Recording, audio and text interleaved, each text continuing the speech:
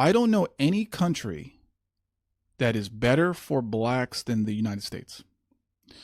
This is the easiest country for them to live in. And I know if you are black, you're like, Roosh, how can you say that? Blacks are getting killed out there. Yeah, but whites are getting killed too. Police officers kill whites more than blacks. Pound for pound, this is the best country for them. They get welfare.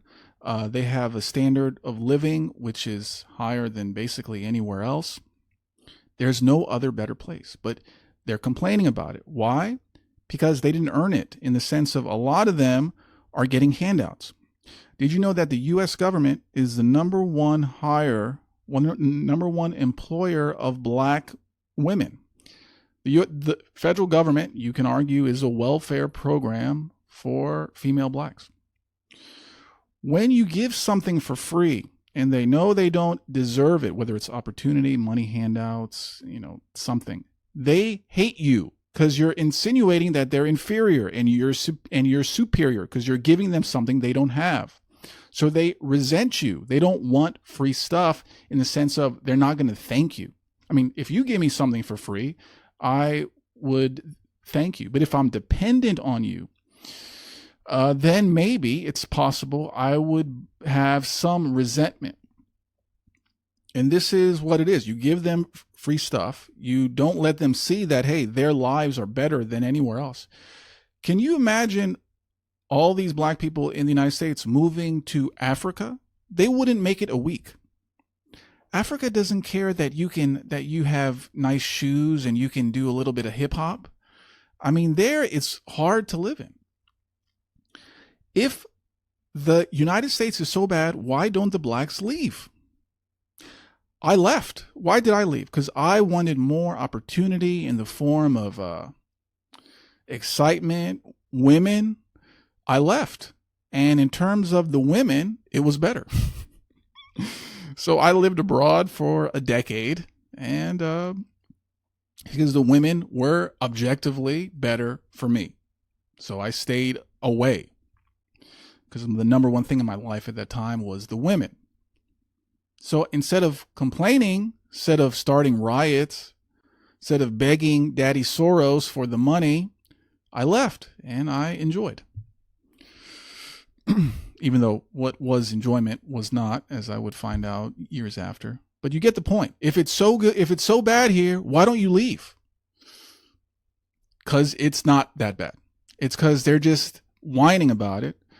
They resent the country because they're not at the top. They want to be at the top. I mean, a lot of groups do.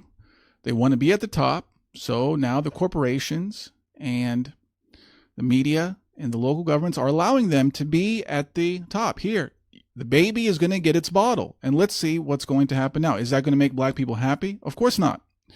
As any revolution in history shows, they want more and more and more until they start to destroy themselves. There's no exception.